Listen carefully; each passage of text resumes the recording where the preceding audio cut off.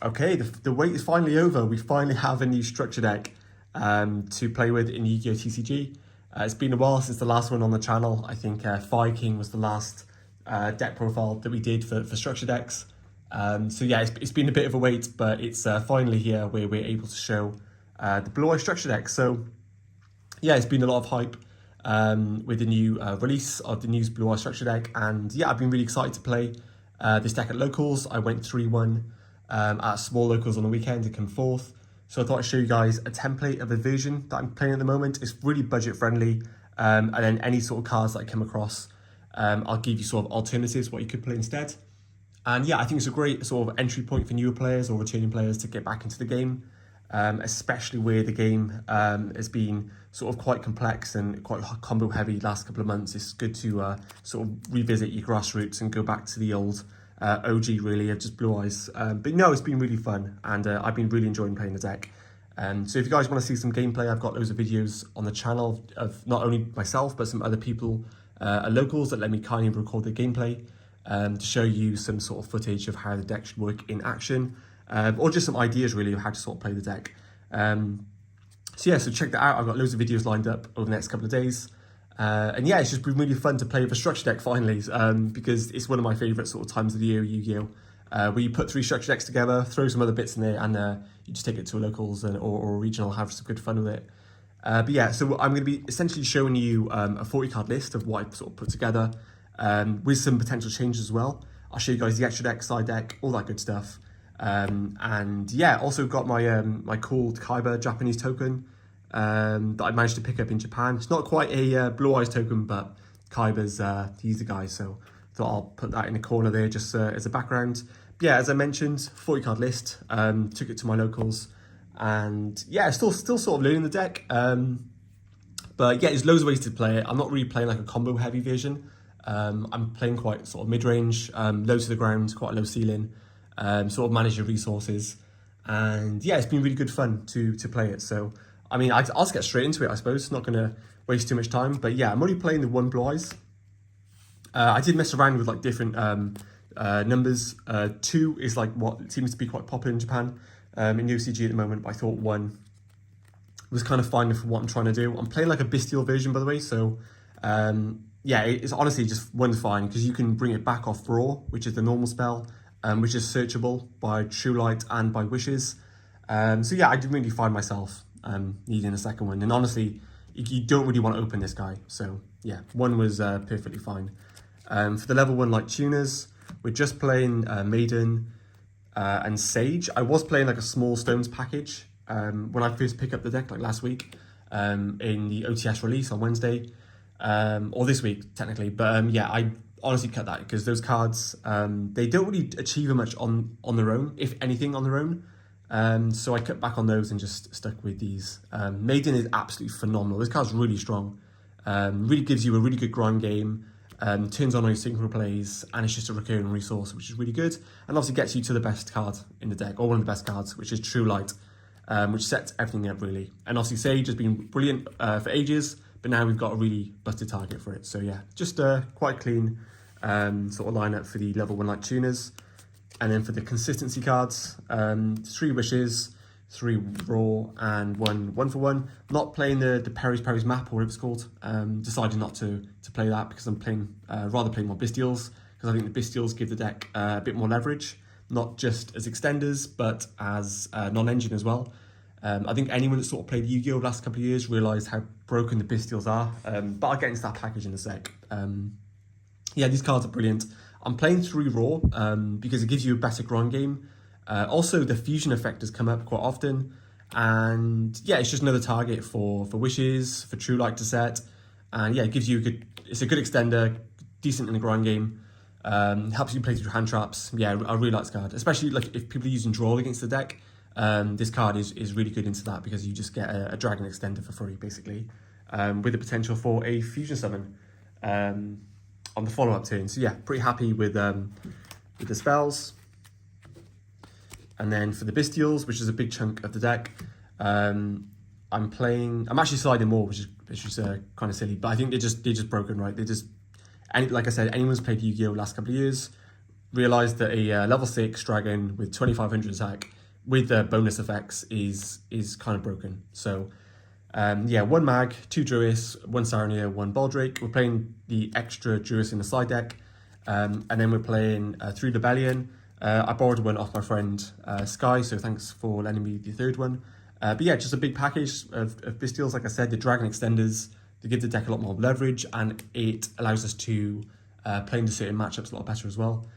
And if you cannot really, I know these cards have spiked, the Rebellions, they spiked in price.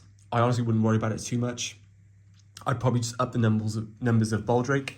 This card's literally a common, and it is the same effect. You can banish the Light and Dark. For your opponent's grave, quick effect, they have a monster. And if they summon a monster from the extra deck, you can tribute a Light or Dark and banish that monster. I'm pretty sure I said banish. Yeah, target the monster and then banish it. So yeah, really good removal. And yeah, it can be a disruption on the field as well. So yeah, decent card. And obviously, if you set up True Light, you can bring back your Maiden and tribute it off the Baldrake. So it always should have material to tribute. So I'd probably up the numbers of these if you don't want to get the Rebellion. But yeah, that's kind of it for the package. Like I said, we side into a lot more because these cards are just incredible. Especially if everyone's kind of playing Blue Eyes at the moment in mirror matches. That's kind of the idea with this. In like locals, especially where people playing mirror matches, they're turned on pretty much all the time. And then just for some sort of one-off engine requirements, these aren't really like that bad to open on their own. A lot of engine requirements in other decks kind of suck to open on their own. Regained can be a bit awkward sometimes, but honestly, if you see it, it's fine. You can make dues if you have like at least 1 Bystial. And sometimes you can even just play it and just like, depends on the matchup, and to get value from it that way. But yeah, it's not a terrible card to see on its own. Mausoleum is the target for the Link 1. Ultimate Fusion, I messed around with like 2, 3 of this, but I found 1 was fine in the end. We're only playing 2 fusion monsters in the extra deck, which I'll show at the end. But yeah, 1's fine. Just gives you just a bit more leverage to the deck and a bit more options. And of course, the removal effect is really good. And you can turn it on really easily in this deck as well, even though we are playing the 1. Majesty, actually, which is my favourite card in the deck. This card's actually phenomenal. It's a really great tool that lets you play into a lot of matchups. And yeah, it's really tricky, just good removal card. And the fact that Tyrant, the fusion monster in the extra deck, he can literally set any trap. There's a lot of resource loops that I found myself doing, is in simplified game states, is just resetting this guy off the Tyrant. And obviously Tyrant can set any trap, but yeah, Majesty is normally a pretty good one to keep resetting, especially if it's live. And then of course True Light, you should probably play one of this because Maiden can get it back from the graveyard. But yeah, just a great card in general. It's probably the main target in the side decks, game 2 and 3. For people to sort of remove this card, whether it's Cosmics, Ogres. But honestly, I think you're probably fine just playing the 1. And yeah, that's kind of it for the sort of core of the engine. Effect Veiler, I think you kind of have to play at least 1 copy of this because Sage can search it, which is kind of phenomenal because I find myself like sequencing some hands to sort of bait out interaction. And if I have everything already and I lead with the Sage and it resolves, I'm normally just picking up an Effect Veiler, which is quite nice because, yeah, good card. It's good to sort of layer your interruption as well. If you have good back row, hand traps, and threats from the field, like seals, etc., it can be really really strong sort of board to play through for your opponent, because you have to sort of remember this card's in hand and play through the known back row and stuff on field. 3 Nib, I'm honestly just playing the stuff the structure deck gives you. Your non-engine, probably just play it for whatever tournament you're playing in. But yeah, because considering the structure deck gives you all this stuff, this stuff's actually pretty good at the moment anyway, so I think we probably just play these anyway. If you have them, or charm these, play them. If not, I'm very certain these cards can hold up on their own, so yeah. And then last card, 40 cards, Call by the Grave. Good going first and second. Fantastic in the mirror. If you draw it going second against seals. So yeah, just great card in general. Quite high win rate cards, so yeah, want to play that. For the extra deck, extra deck's like, it's kind of standard, but this is like the only flex spot that I kind of have at the moment. Is Wallow, because we're playing quite a few Bystials. This card is actually one of my favourite cards of all time. Maybe I'm a little bit biased by playing this, but essentially it's a rank 6. So any 2 Bystials make this. You do get some hands, especially post side when we side into a few more Bystials. that you kind of have all Bystial hands. Essentially what it does is for every monster or card in your opponent's graveyard, I think it is. So monster you control gain 100 attack and defense for each card in your opponent's graveyard. So it gives you a lot of lines to sort of OTK and beat over things that can't be removed by card effects, which is quite nice. And in quick effects, you can target one card in your opponent's graveyard, attach one material or two materials, and it gains the following effects. 1, return that card to the deck. 2, if the target is a monster, special summon it to your field, face up, face down. If not, you can set it. So I found myself in the mirror. You can take their majesties. You can take cards like Triple Tactics Talents. Even like extenders you can take and then special summon it to your field to get the trigger effects. So yeah, really cool card. Has some like use cases against Malice. If they go to like banish stuff in the graveyard with Bystials, you can detach a material, put that card, return it to the deck so they don't get the trigger effect, which is quite nice. So yeah, it does have some cool utility, and people don't really see it coming. I don't really see this card being used at the moment, so people aren't really playing around it. Maybe going second when you're like playing into boards with Bystial hands. You can just take like really powerful non-engine that they've discarded, like hand traps or not just hand traps, but like imperms and talents, etc. So yeah, it could be a really cool card. But yeah, maybe I'm just biased for playing this because it looks cool, and I played it a lot in tier format. But I do think it genuinely has a use case in this deck as well. So yeah, cool card. And then we're playing 3 Spirit. I find myself sometimes using 2 on the first turn, especially when you're trying to play through hand traps. And you have like True Light set up and you want to trigger a Maiden Grave to bring it back, but then you don't want to lock yourself. You want to basically just get dragons on the field to link off into seals. Found myself kind of using 2 sometimes, so 3 was good just for that purpose. 2 seals. Second one hasn't really come up, but it's nice if it does really. 2 Tyrant. I'm not really playing any other fusions. I just found like Tyrant was like pretty efficient. It's quite threatening, has ridiculous attack stat, and it can clear the board in the battle phase. Also, it gives you a fantastic matchup into trap decks. It's unaffected by trap cards, which is really nice. And yeah, it can keep looping back resources from the graveyard. End of damage step, I think it is. Once per turn, end of damage step. If this card battles, you can set one trap card, target trap card in your graveyard and set it. So yeah, imperms, skill drains, solemns even. But yeah, fantastic card. 2 Spirit.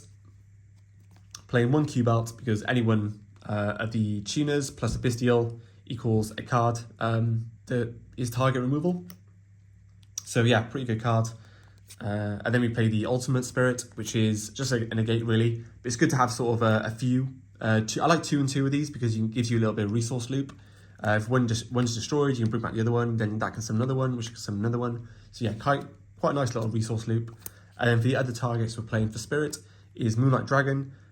If this card is special summoned, or if a level 5 or higher monster is special summoned, you can target one special summoned monster in the field and return it to the deck or hand. So yeah, return to the hand, or if it's an extra deck monster, it goes to the extra deck. So yeah, nice little unique tool for removal.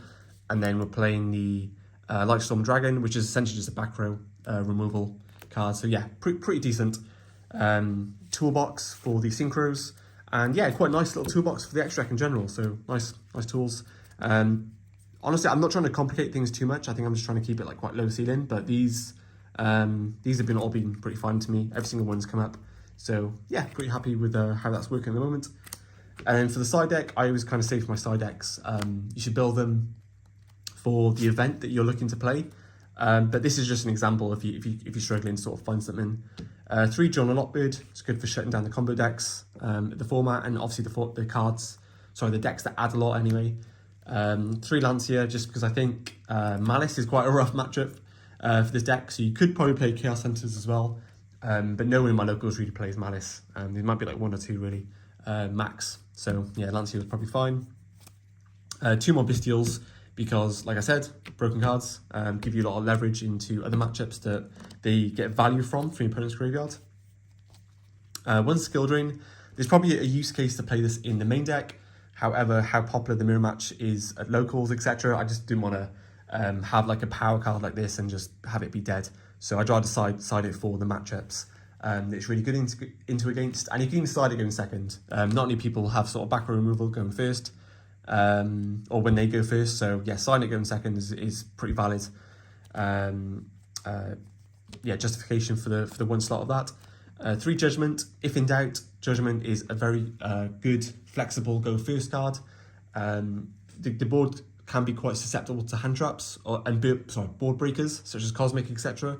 So it's nice to have a flexible go first card that can be defensive in defending your board and offensive to remove the summon of a threat that's going to threaten to wipe the board or get some advantage on your opponent's side of the field. So yeah, just a really good flexible side deck card. And then we're just playing 2 Lightning Storm Duster. I think Cosmic could be a really good call at the moment. I think it hits a lot of decent cards in the format. And obviously hitting True Light is absolutely devastating. You could probably hold it in your hand until when they activate the effect, and then you can chain it to it and remove it for the rest of the duel. I think that could be a really good option right now. But yeah, this side deck is fairly linear, but it's pretty effective. So yeah, that's my first sort of iteration of the deck. I will be making changes to it. Like I said, this is like a budget-friendly sort of version of the deck. So if you guys don't want to like spend loads of money on it and just have something that can compete at locals, regionals, I think this is a really good option at the moment. And yeah, it's really fun to play, to be honest. And it's always awesome to have Blue Eyes back in the format, right? So who doesn't want to summon a 3k attack monster and actually be supported by really good cards? So yeah, that is the deck profile, guys. I hope you enjoyed. Hope you learned something. Let me know your thoughts in the comments below, and subscribe, like, all that good stuff, and I'll see you in the next one.